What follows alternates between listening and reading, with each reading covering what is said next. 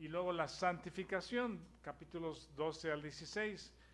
Vamos a repetir esto para tratar de memorizarlo, las 4 secciones en las que pudiéramos dividir, o a través de las cuales el apóstol Pablo nos va enseñando el Evangelio en estas 4 fases o 4 etapas. La primera es condenación. Sí, el hombre está condenado, está bajo la ira de Dios, está bajo la ira de Dios por su incredulidad y su pecado. ¿Sí? La primera, todos juntos, ¿cuál es? Condenación. Muy bien. Esto es del capítulo 1 al capítulo 2, 1 y 2, condenación. La segunda fase o la segunda etapa del Evangelio es la justificación. ¿Quieren repetirlo? La justificación. ¿Sí? Entonces, justificación es el argumento que hace Pablo respecto a el ser humano que está bajo la ira de Dios, y la pregunta implícita es: ¿puede una persona que está condenada y bajo la ira de Dios ser justificado? La respuesta es sí. ¿Cómo? ¿Por sus obras? No, por la fe en Jesucristo. Eso es capítulo 3 al 5, ¿verdad? Entonces tenemos la primera parte, que es condenación. Si quieren, repítanlo conmigo. Condenación. La segunda, justificación. Inmediatamente después del capítulo 5, justificados pues por la fe, viene capítulo 6 al 8. Capítulo 6 al 8 es la identificación. ¿Sí? ¿Quieren repetir la tercera fase? Identificación.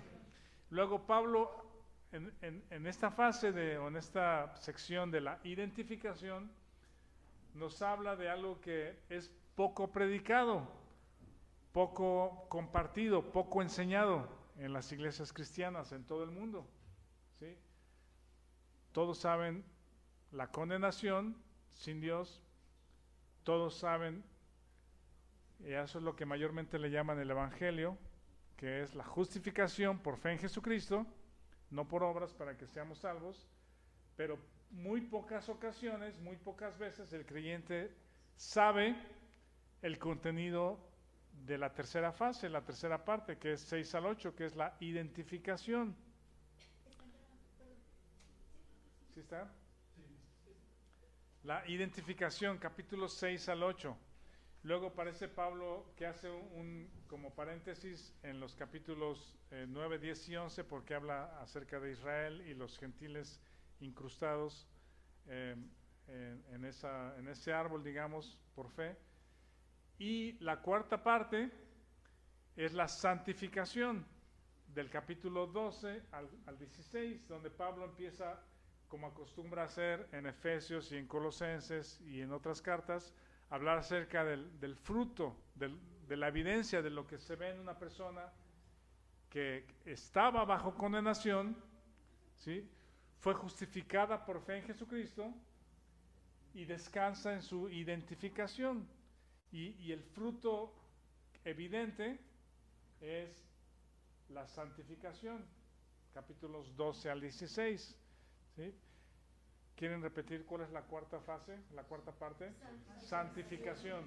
Entonces, ustedes, si alguien les pregunta cuál es el contenido, cuál es el tema de Romanos, es una palabra: el Evangelio. 2 palabras: el Evangelio. ¿Sí? El contenido de la carta a Romanos, el Evangelio. ¿En qué consiste el Evangelio? Pueden decir, bueno, son las buenas noticias de salvación para el ser humano. Ok, sí, en 4 partes. ¿Sí? La primera parte, ¿alguien lo quiere decir de memoria, las 4 partes del Evangelio? A ver, Liz.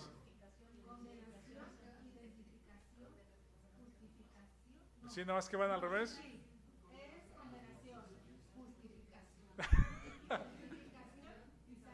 Y santificación. Ajá.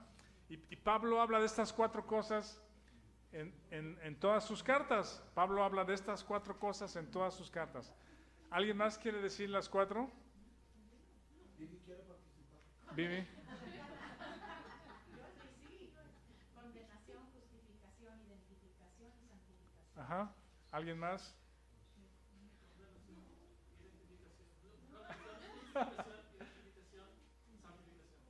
santificación, exactamente. Tú, Rocío, también quieres participar. Condenación, justificación, Ajá. identificación Identificación y y santificación.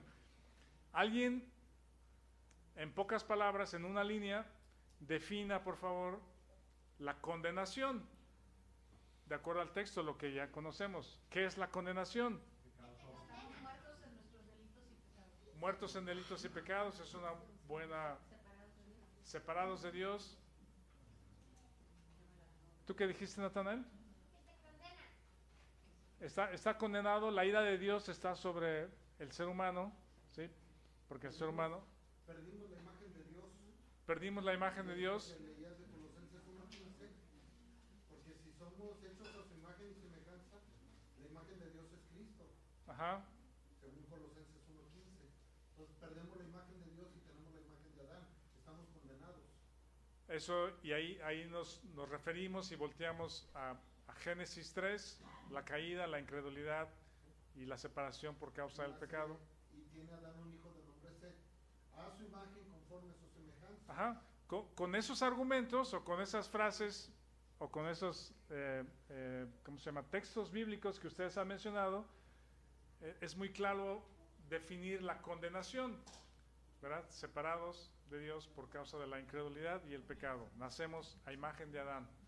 Alguien, en pocas palabras, en una línea o en algún texto que piensen, defina qué es la justificación, la segunda fase o la segunda etapa. Reconciliados con Dios es una muy buena. ¿Alguien pagó por nuestros pecados? Alguien pagó por nuestros pecados y siendo Nos redime. redimidos. Estábamos separados, ahora otra vez unidos. Es que vuelve el abogado a explicar. Una condena es una sentencia que culpa, acusatoria. Ajá. Hay una condena. Generalmente te encuentro culpable y te condeno a tantos años de boiler o a pena de muerte o a azotes, no sé si... La condena es la consecuencia o el pago. La consecuencia por la sentencia. La sentencia es el veredicto. Ajá. Eres culpable, eres pecador. ¿Cuál es tu condena? Separado de Dios y muerte eterna. Ajá. Viene entonces la salvación, la justificación, que vendría siendo como el indulto.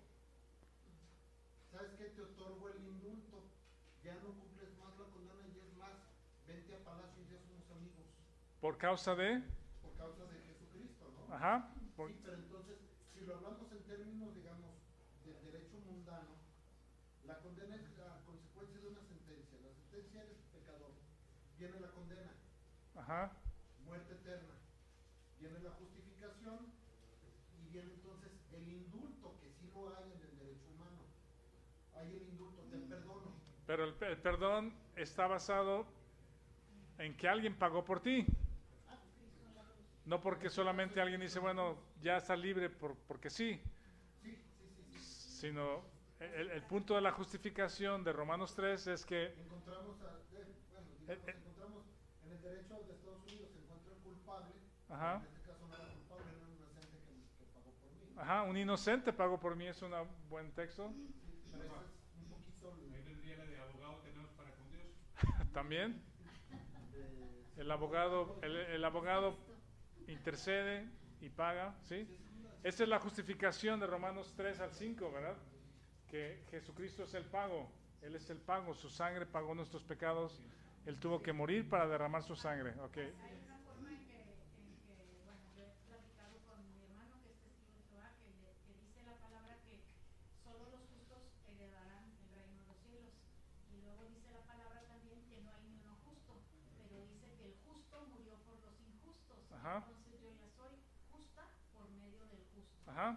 Hay una serie de textos que alimentan, de hecho, Pablo enseña acerca de la justificación una y otra vez, lo que Dios ha hecho por nosotros. Y ahí es donde comienza esta palabra que encontramos en Romanos 5:2, que es, ¿alguien lea Romanos 5:2? ¿Lo tiene ahí?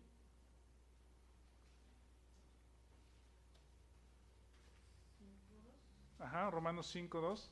Por quien también tenemos entrada por la fe a esta gracia en la cual estamos firmes y nos gloriamos en la esperanza de la gloria de Dios. Ajá, por la fe tenemos entrada a esta gracia. Es como entrar a un mundo nuevo, pues a un escenario diferente. Por la fe, justificados tenemos, el 5:1 es justificados pues por la fe, tenemos paz con Dios, pero también tenemos entrada a esta gracia. Es esa palabra. Y la gracia comienza con lo que Dios ha hecho por ti, ¿verdad? Esa es la justificación, lo que Dios ha hecho por nosotros, por la persona que cree en Él. Alguien defina en una línea de algún texto que recuerde qué es la identificación de Romanos 6 al 8. Podemos definir muy bien condenación, podemos definir muy bien justificación. Ahora alguien con una línea defina qué es identificación. Vivi.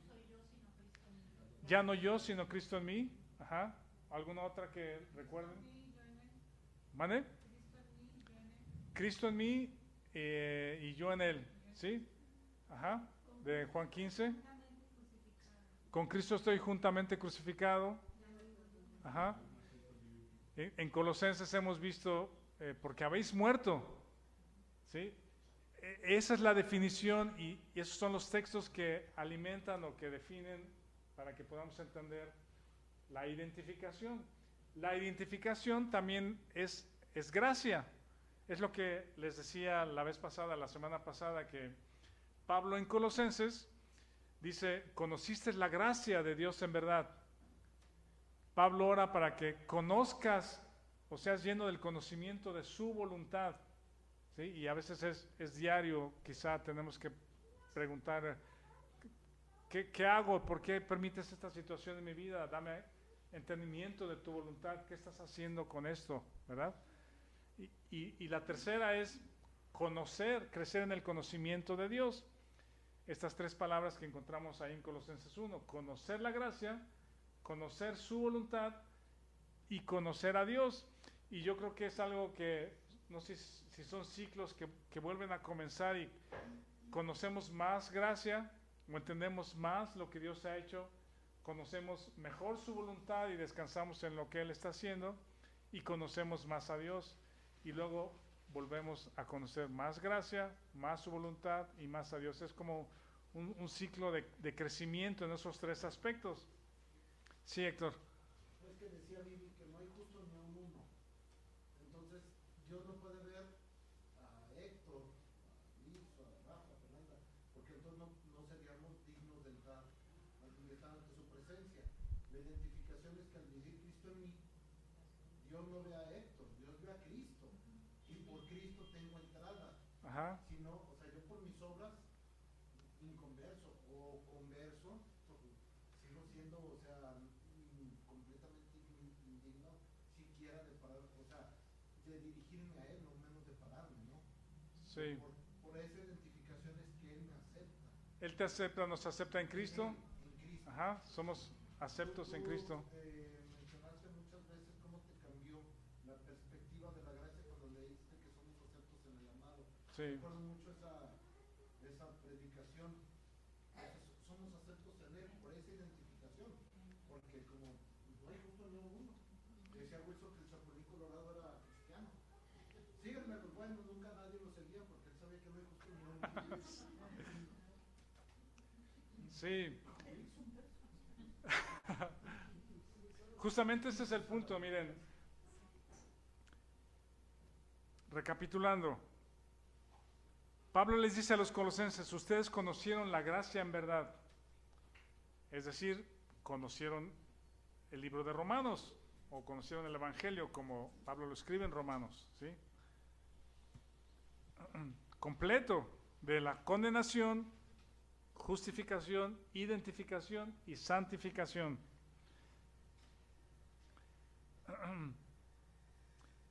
Del capítulo 5 al capítulo 6, en nuestras Biblias solamente es una página, digamos, están perfectamente, en el argumento de Pablo está un pensamiento detrás del otro, ¿sí? No solo capítulo 5 sigue el 6, sino inmediatamente terminando la idea del capítulo 5, justificación, inmediatamente viene sabiendo esto, que vuestro viejo hombre fue crucificado juntamente con Cristo. Sabiendo, es inmediato, ¿verdad? Viene como espalda con espalda, ¿cómo se dice? Están juntos los argumentos. En el texto es inmediato el mensaje.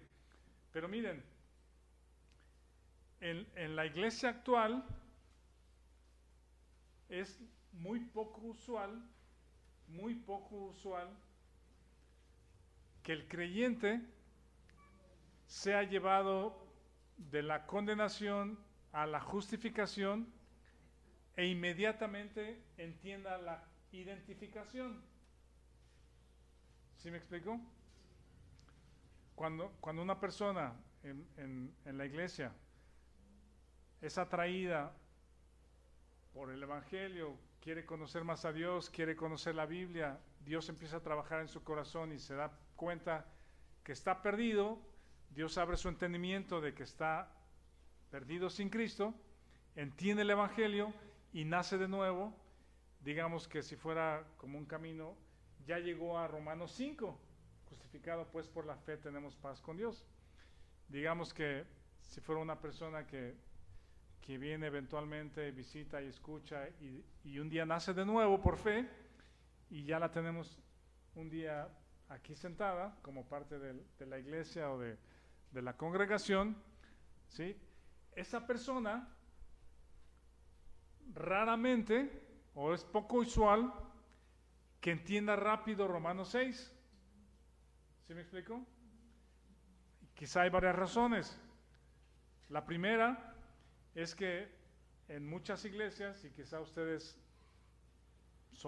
hemos sido partes de congregaciones de esta forma, no enseñamos Romanos 6, ¿sí? Usualmente no enseñamos Romanos 6. Bueno, aquí creo que es una tarea y una misión que si ya hemos entendido el valor de Romanos 6, después de Romanos 5, tenemos que enseñarlo, ¿sí? Una y otra vez y recordarlo y repasarlo y regresar.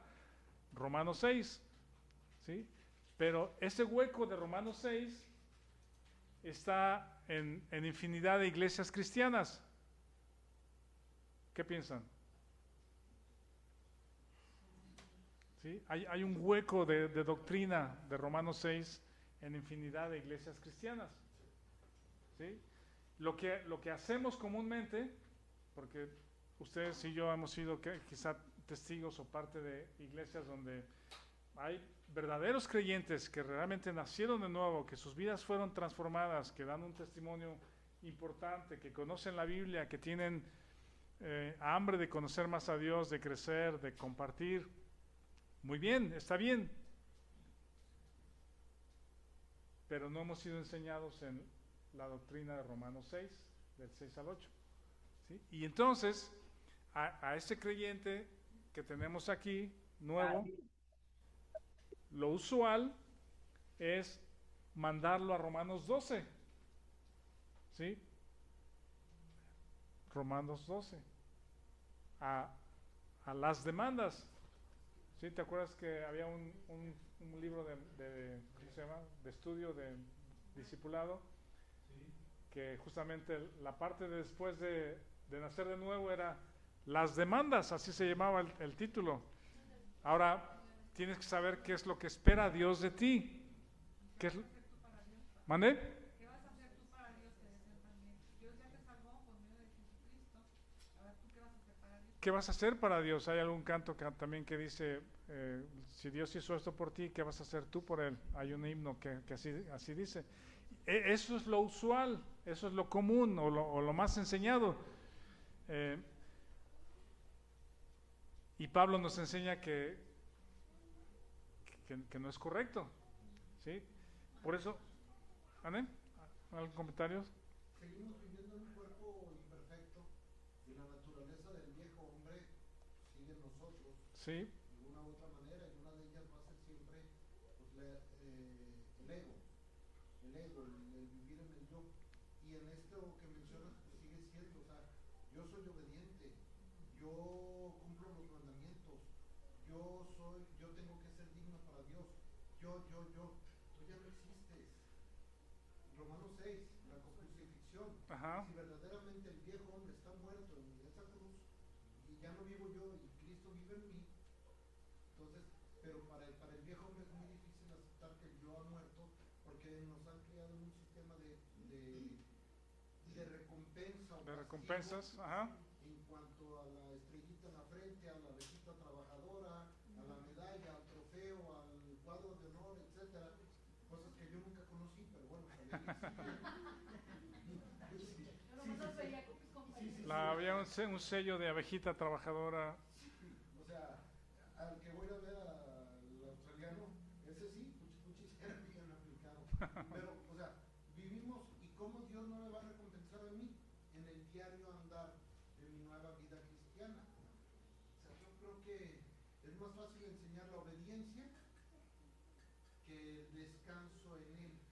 Sí, Es muy fácil enseñar la obediencia y es muy fácil creer la obediencia porque me siento cómodo haciendo en mi propio esfuerzo, siendo digno en mi propio esfuerzo, y eso pues no es lo que nos enseña Pablo. no, Pablo habla de la obediencia, sí, y es una obediencia que surge de la fe, del descanso en lo que somos en Cristo. Y miren, el punto al que estoy queriendo llegar es que brincamos del capítulo 5 al capítulo 12 y viene ahora lo que tú debes de saber, lo que Dios espera de ti y que tú debes de hacer, ¿verdad? Pero sin Romanos 6 al 8, el Evangelio está mutilado, el Evangelio está incompleto. Y cualquier creyente que desee ver la vida de Cristo en él, sin Romanos 6 al 8, va a fallar, va a fracasar pronto, ¿sí? Va a fracasar pronto. Y parte de eso es lo que Dios hace en la vida de los creyentes, que Dios se toma el tiempo, no como en el texto que capítulo 6 está inmediatamente después de capítulo 5, Dios no tiene prisa, Dios no tiene prisa y a veces en la vida de muchos creyentes, digamos que entre el capítulo 5 y el capítulo 6, a veces pasan años, 10 años, 15 años de creyente, en que Dios crea un hambre en el corazón del creyente, ¿sí? Hambre de crecer, hambre de Dios, hambre de conocer, y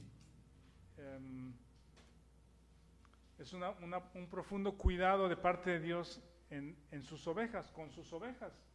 Y en un momento de derrota o de frustración, de cansancio, ustedes saben este tipo de cosas, ¿verdad? Dios nos regresa a Romanos 6 y es como, ¿por qué no me habían dicho antes esto? Pues a lo mejor sí lo habías leído, a lo mejor sí lo habías escuchado en alguna predicación, pero tu corazón no estaba listo para abrazarlo en necesidad, ¿sí? Y creerlo y descansar y confiar en la obra de Cristo. Eso es la gracia. Gracia para nacer y gracia provista para crecer.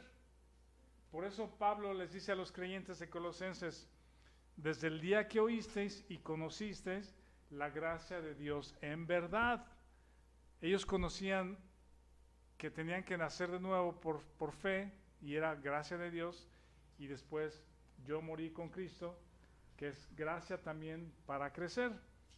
Ahora, lo que vimos la semana pasada, bueno, y en muchos creyentes, quizás tu experiencia y la mía, después de varios años o después de años de haber nacido de nuevo, Dios trae un despertar a la gracia, Dios trae una revelación de la identificación, de la doctrina de la identificación.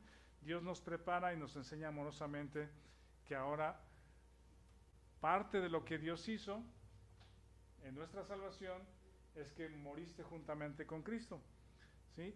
Como vimos la semana pasada, que este astronauta que fue lanzado a órbita y después estando allá, el país que lo lanzó desapareció y sorry, pero el país que te mandó ya no existe, ¿verdad? Ahora, Dios no nos deja en órbita como creyentes. Dios no te deja en órbita vivir la vida cristiana a ver cómo le haces, pues. Sí, arréglatelas lo mejor que puedas en tus problemas y en tu carácter y en tu servicio, etcétera. Sino justamente el versículo 11 está para recordarnos esa obra que Dios ha hecho. Vamos a leer Colosenses 1:11. ¿Listos? Fortalecidos con todo poder, conforme a la potencia de su gloria, para toda paciencia y longanimidad. Miren, este texto, revisando al texto original en el griego, si ustedes lo buscan por ahí, tiene una diferente ubicación en el punto y coma de la traducción en español. En el griego sería fortalecidos con todo poder conforme a la potencia de su gloria, coma, para toda paciencia y longanimidad con gozo. El con gozo del versículo 12 en el griego parece que es parte de nuestro versículo 11. ¿Sí? En el griego no hay versículos, digamos, no hay división de versículos, pero en la redacción del texto diría para toda paciencia y longanimidad con gozo. Y después de gozo viene punto y coma. ¿En Biblia de las Américas sí viene así? Ok. No sé por qué está así en el español o en la Reina Valera, pero no es mayor problema hacer la revisión y entender un poquito mejor el orden de ese pensamiento, ¿sí? Entonces, Dios no te ha dejado en órbita. Muy bien, justificado pues por la fe y ahora dale con todo como puedas vivir la vida cristiana, sino después viene toda una provisión de gracia, muertos juntamente con Cristo, para que estés fortalecido con poder, para que tengas fortaleza con poder, fortalecido con poder. Ya estás en órbita, hay alguien que te sostiene y te fortalece para mantenerte en esa órbita, ¿sí? ¿Para qué?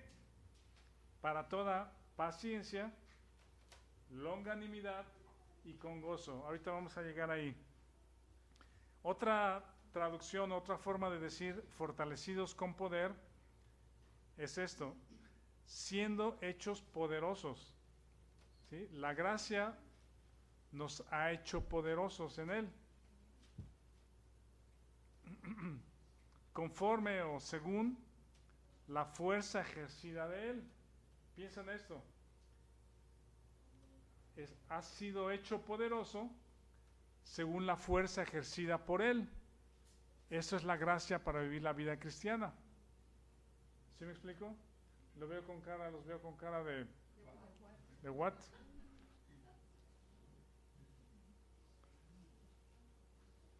Dice el texto 11, conforme a la potencia de su gloria, para toda paciencia y longanimidad. Ahí les va una pregunta. Si dice que Él nos ha fortalecido con poder, de acuerdo o según con la potencia de su gloria, ¿qué es la potencia de su gloria? ¿Qué es la potencia de su gloria? ¿Dónde podemos ver, encontrar, conocer qué es su gloria? ¿Qué es la potencia de su gloria? ¿Algún pensamiento? Es la misma que resucitó a Cristo de los muertos. ¿Es el poder que resucitó a Cristo de los muertos? Ajá. ¿Su gloria es el sacrificio? ¿Mande? ¿Su gloria es el sacrificio de Jesús? Su gloria es el sacrificio de Jesús. ¿Sí? ¿Alguien más? ¿Todas las respuestas son correctas? ¿Mande? ¿Todas las respuestas son correctas? Todas las anteriores. Vamos a definir tanto. Sí. También otra traducción es el esplendor de Él. Él te da fuerzas según su esplendor. Pero ¿cuál es su gloria? ¿Cómo veo su gloria? ¿Cómo la conozco? ¿Sí? para poder entender qué es lo que va a hacer en mí, cómo me ha fortalecido.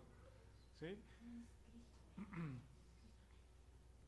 Si en el versículo anterior dijimos, en el 1:10, la semana pasada, que Pablo ora para que conozcas su voluntad, para que andes como es digno, le agrades en todo, lleves fruto, crecer en el conocimiento de Dios, tú te preguntas, ¿cómo le hago? ¿Sí? Bueno, Dios te fortalece con todo poder para hacerlo. La fortaleza que Dios te ha dado a ti y a mí es de acuerdo a la gloria de su poder, o el poder de su gloria, quiero decir, ¿verdad? El poder de su gloria, la potencia de su gloria. ¿Cuál es esa potencia de su gloria? ¿Conocimiento de Él? Sí, pero ¿en dónde, en qué parte, en qué evento de la Biblia podemos encontrar el pico más alto de la gloria de Dios? En la crucifixión, ¿sí? La crucifixión es el pico máximo, el evento máximo de la demostración de la gloria de Dios, la muerte y la resurrección, por supuesto, también, ¿sí?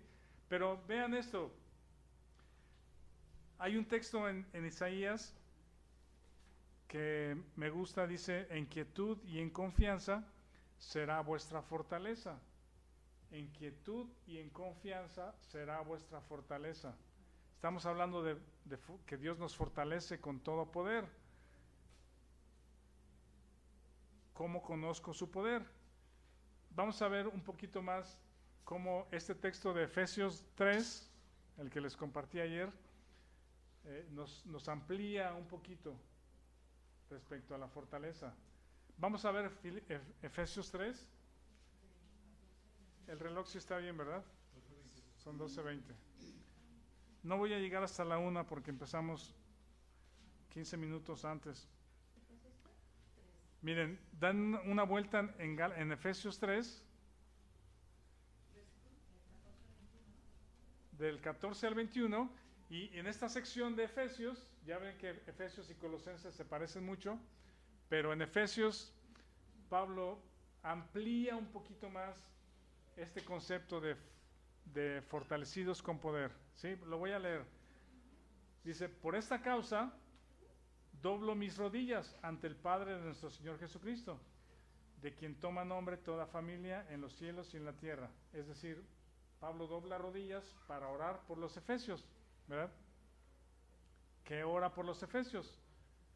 16, para que os dé, conforme a las riquezas de su gloria, otra vez su gloria, el ser fortalecidos con poder, y aquí es donde está la ampliación, en el hombre interior por su espíritu, ¿sí? Esa fortaleza de poder es en tu hombre interior, o tu mujer interior. Él dice hombre porque es genérico, pues es hombre y mujer, pero en el ser humano creyente que ha sido justificado por el Espíritu, Dios nos da esa fortaleza en el hombre interior por su Espíritu. Y luego, para que habite Cristo por la fe en vuestros corazones, es lo que decía Mari, Cristo en mí, ¿verdad? Para que habite Cristo en vuestros corazones, a fin de que arraigados y cimentados en amor. Esta parte es la que conecta lo que es la fuerza del Espíritu con la expresión hacia afuera, ¿sí? Arraigados en amor. Dice, para que seáis plenamente capaces de comprender con todos los santos cuál es la anchura, la longitud, la profundidad y la altura, y de conocer el amor de Cristo que excede a todo conocimiento, para que seáis llenos de toda la plenitud de Dios. Eso no sé cómo es en particular, es decir, es Dios viviendo en el creyente, ¿verdad? Llenos de toda la plenitud de Dios. Ahorita voy a hacer un punto, voy hacia un lado, ¿sí? Voy a llegar a una conclusión ahorita y ustedes lo comentan, por favor. Lleno de toda la plenitud de Dios. Y aquel que es poderoso para hacer todas las cosas mucho más abundantemente de lo que pedimos o entendemos, según el poder que actúa en nosotros.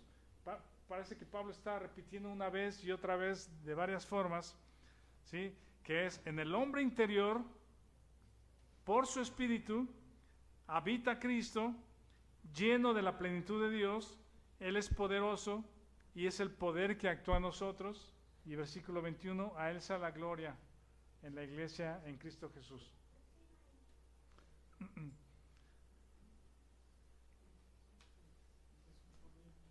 Pregunto otra vez, ¿cómo se muestra en ti y en mí que somos fortalecidos con su poder? Con el poder del Espíritu Santo. ¿Cómo se muestra? ¿Cómo se muestra hoy? ¿Cómo se muestra mañana? Una vez que salimos de aquí. A través del amor. Esa es la palabra clave que liga o que conecta al hombre interior fortalecido en el Espíritu. El hombre interior es la gracia que has recibido, la capacidad que has recibido. Dios nos ha capacitado con la presencia del Espíritu para que tenga su expresión exterior en amor. ¿Sí me explico? ¿No los veo muy convencidos o sí? ¿Vale? Somos poquitos.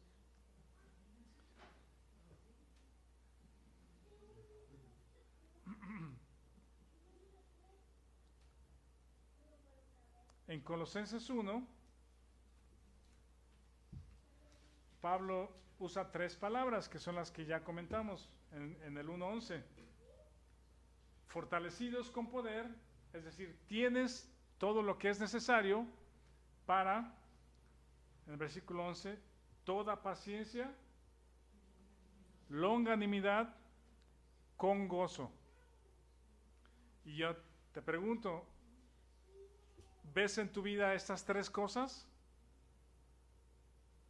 ¿Ves en tu vida regularmente estas 3 cosas? Paciencia, longanimidad, gozo.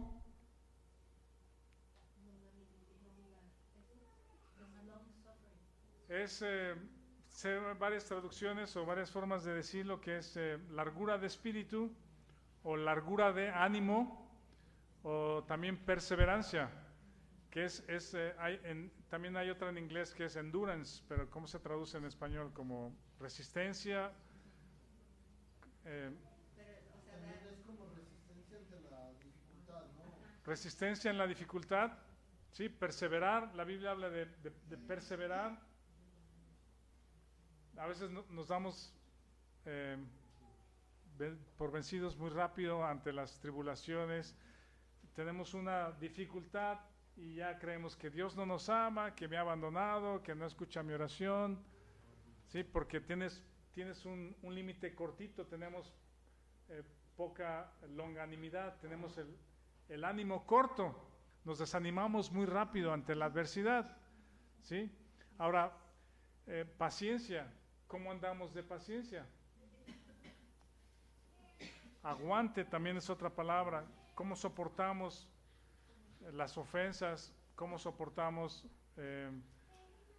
las batallas con paciencia, longanimidad, con gozo, regocijo?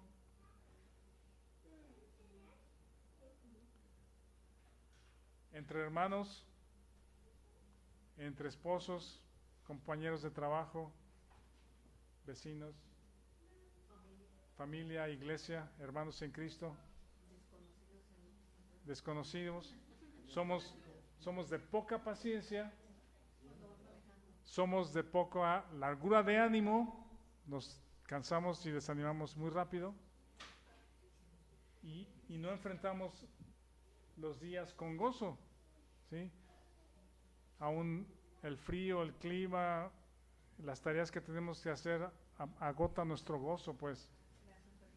¿Mande? Las enfermedades. Entonces, el mensaje es este. si vamos, digamos que de adelante para atrás, necesitas una expresión de amor en paciencia, largura de ánimo, gozo. Bueno, tienes que saber que Dios te ha provisto de fortaleza en poder de acuerdo al poder de su gloria. ¿Sí? Regresamos a la cruz. La cruz es el centro de lo que Dios nos da para enfrentar las situaciones de la vida, ¿sí? En la iglesia y allá afuera, en el trabajo, la familia, etcétera.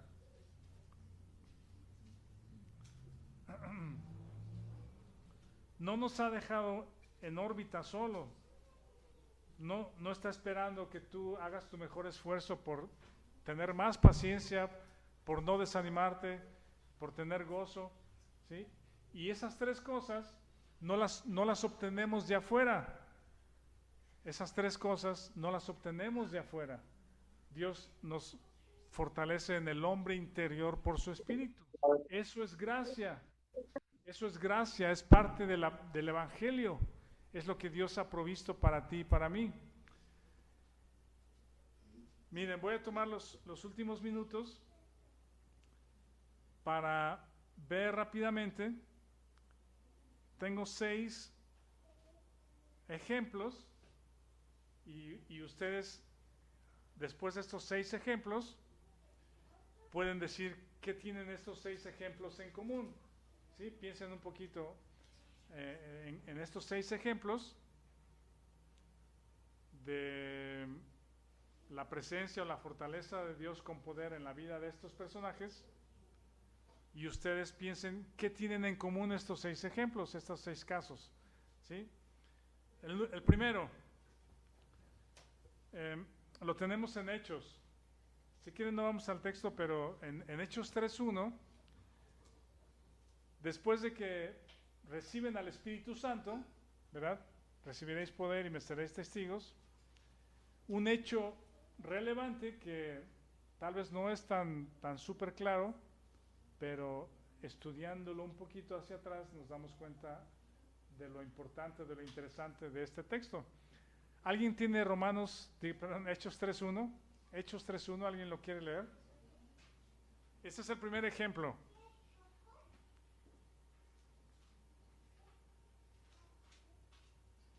Pedro y Juan subían juntos al templo a la hora novena de la oración. Ajá. No, nada más con ese. Es el título es el cojo, que salen a predicar y un cojo se acerca, bueno, está ahí y dice, dame algo, pide que le ayude, no tengo nada, lo que tengo te doy, y lo sanan. Lo interesante de ese relato, de ese texto, es la frase Pedro y Juan. ¿Sí? Pedro y Juan. Ya hemos hablado de esto anteriormente, pero en todos los evangelios, en los relatos de Mateo, de Marcos y Lucas y Juan,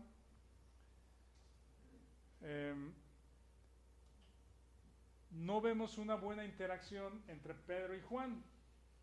¿Sí? Al contrario, lo que vemos en varias ocasiones es un cierto pique entre los dos. ¿Sí? Por ejemplo, ¿se acuerdan para empezar, tenían el mismo oficio y por el relato del llamado de Pedro parece que estaban hasta en la misma playa, en la misma sección de playa, pues como pescadores. ¿Sí? Entonces, si no eran socios, si no trabajaban juntos como socios, trabajando juntos, seguramente eran competidores, ¿sí? Pescadores, para buscar cada uno, pues no sé, tanto ir a la pesca, quién lo hace más rápido, quién pesca más para luego vender, no sé. Sí, pero si no eran socios, que parece que no lo eran, no sé si trabajaban juntos, creo que hay un texto que dice que trabajaban juntos. Pero bueno, desde ahí comienza, tenían el mismo oficio, Pedro y Andrés, su hermano, con Juan y Santiago, su hermano. ¿Sí? Pero en los 4 evangelios no vemos un diálogo entre ellos, una interacción como hermanos, como cercanos, pues como amigos. ¿Sí? Jesús los hace cercanos, los hace del círculo cercano, sobre todo a Pedro, Juan y Jacobo, pero eso no implica que entre ellos haya unidad o amistad.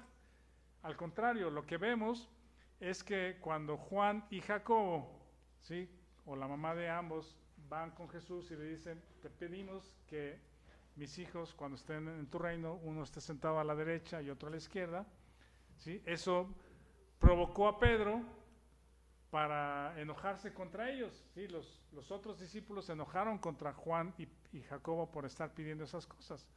El punto es que lo que veo que hace el Espíritu Santo en Hechos 3 con Pedro y Juan es quitar toda barrera de competitividad o de competencia o de rivalidad o de enemistad que pudiera haber, y ahora los vemos a los dos usados por Dios por una causa mayor, que era la predicación del Evangelio de Jesucristo, predicación de Jesucristo. Y si había alguna rivalidad, ahora vemos a Juan que no tiene ningún problema en cederle la palabra a Pedro, ¿sí? Vemos en varias ocasiones ahí en Hechos, Pedro y Juan, Pedro y Juan, Pedro y Juan, pero Juan no habla para nada, ¿sí? El que se paraba y hablaba era Pedro, y no vemos que Juan tuviera ningún problema en eso. Él entendió que Dios usa a Pedro de esa manera, pero él está ahí para apoyar, para hacer equipo, para estar junto con Pedro, para predicar cuando fuera necesario. Incluso ambos fueron a parar a la cárcel por la predicación, ¿sí? Este es algo interesante que yo veo, ¿sí? Porque es el poder de Dios en el carácter de ambos. ¿Sí me estoy dando a entender? Sí. ¿Sí? El segundo ejemplo está en 4:36 de ahí de Hechos, si alguien lo quiere leer. 4:36 de Hechos. Entonces José, a quien los apóstoles pusieron por sobrenombre Bernabé, que traducido es hijo de consolación, levita, natural de Chipre. Ajá. Y lo que Bernabé hace es que teniendo una heredad, él la vende y trae el precio de la heredad a los discípulos para los necesitados, ¿sí? Eso, en pocas palabras, es una persona generosa que comparte, ¿sí? Es una persona generosa y que comparte. No hay egoísmo que piense en sí mismo para retener y tener. Hay muchas expresiones ahí en la iglesia de Hechos que muestran ese accionar del Espíritu de Dios. ¿Sí? ¿Voy bien? ¿Sí? ¿Voy bien? ¿Vale? Son puros muertos. ¿Son qué? Puros muertos. ¿Puros muertos? Muertos salió. Ah.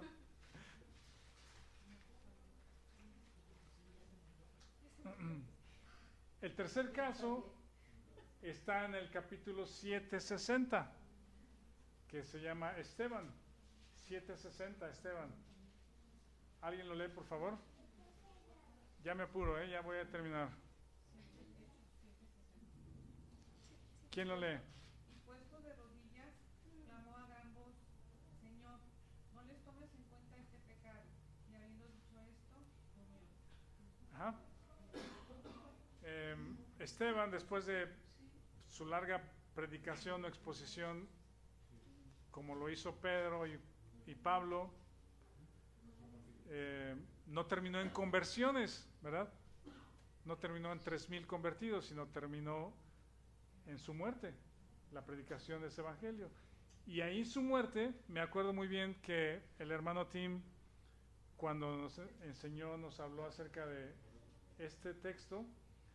Él decía, para mí, o él decía, lo que observo, no hay una expresión más cercana a lo que Jesús hizo en la cruz, que también dice, Padre, perdónalos porque no saben lo que hacen, ¿sí?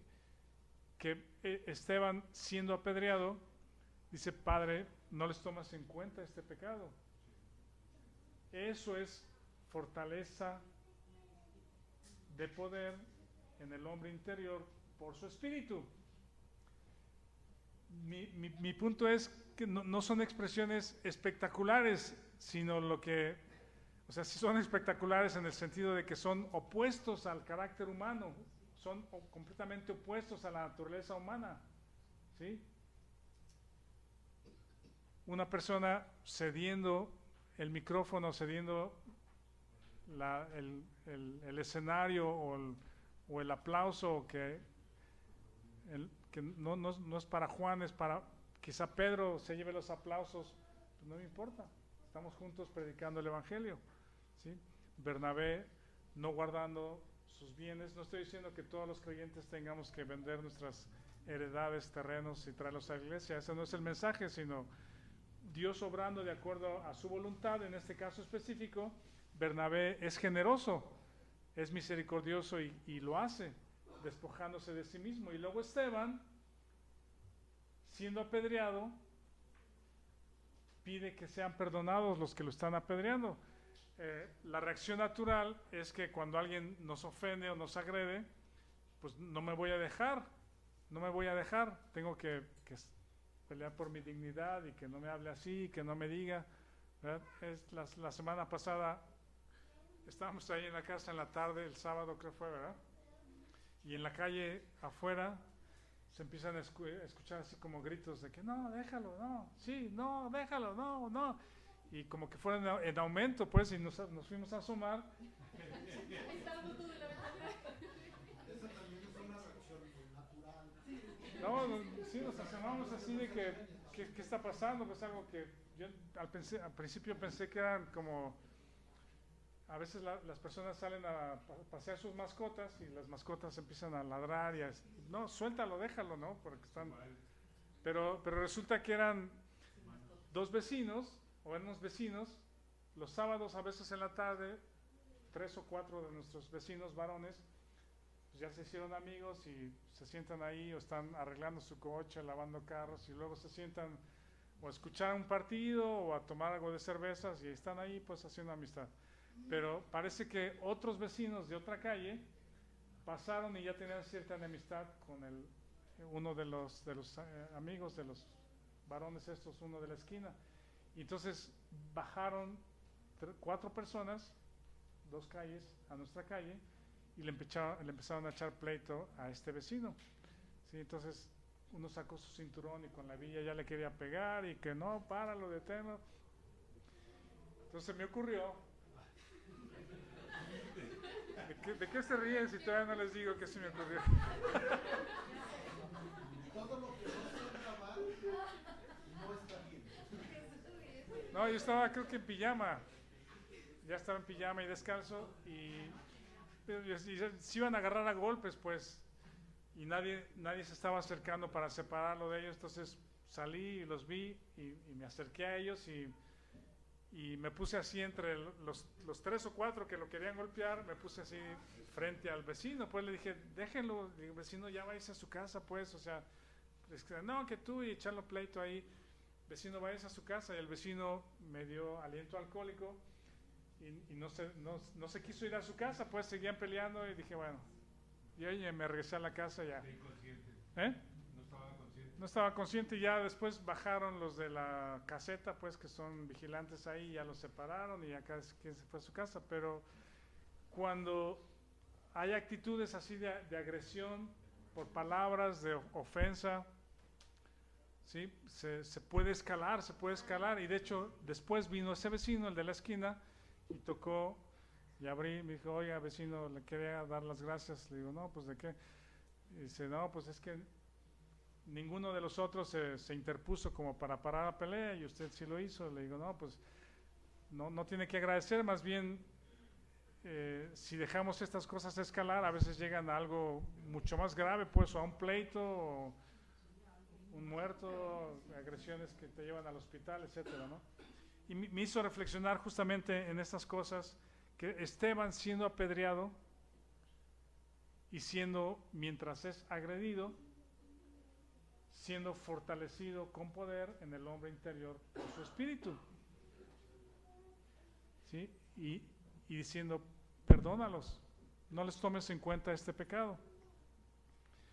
Voy más rápido. En el cuarto ejemplo, alguien lea 2 de Corintios 2:15. 2 de Corintios 2:15. Me tengo que apurar. Porque para Dios somos gratos por el olor de Cristo en los que se salvan. 2 de Corintios 12. 12:15. Entendí que 12:15.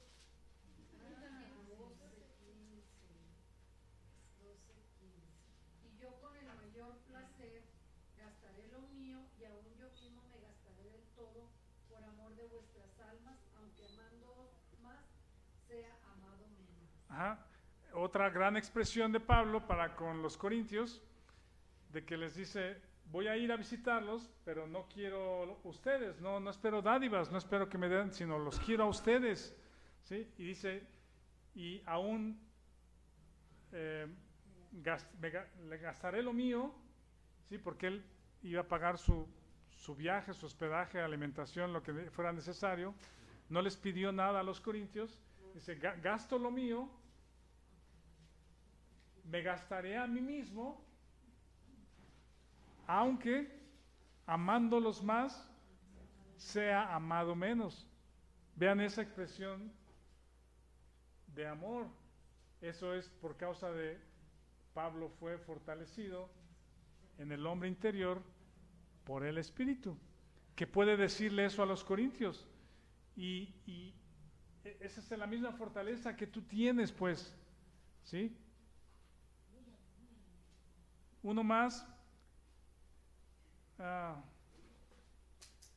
acerca de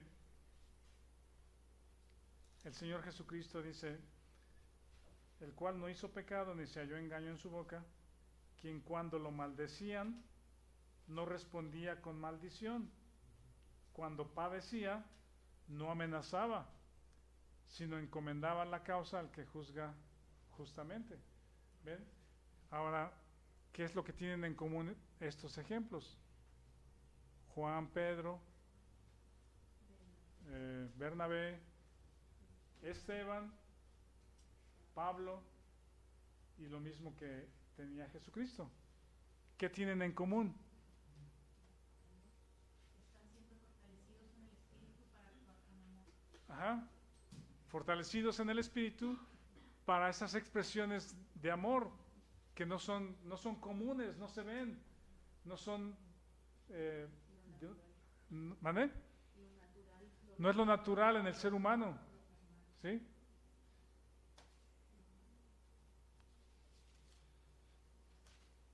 Luego, ahora sí termino en 2 minutos. En Colosenses 3, no lo lean, dice, vamos a llegar ahí más al ratito, más adelante.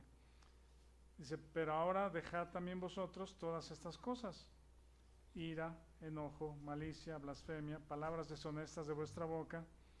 No mintáis los unos a los otros, habiéndoos despojado del viejo hombre con sus hechos, y revestido del nuevo, el cual conforme a la imagen del que lo creó se va renovando hasta el conocimiento pleno, donde no hay griego ni judío, circuncisión ni circuncisión, bárbaro ni escita, siervo ni libre, sino que Cristo es el todo y en todos. Vestidos pues como escogidos de Dios, santos y amados, de entrañable misericordia, de benignidad, de humildad, de mansedumbre, de paciencia, soportándoos unos a otros, perdonándoos unos a otros, si alguno tuviere queja contra otro, de la manera que Cristo os perdonó, así también hacedlo vosotros.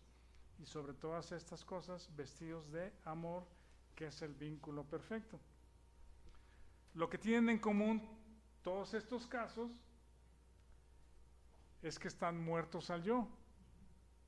No existe, no hay expresión del ego, del yo, del ser humano.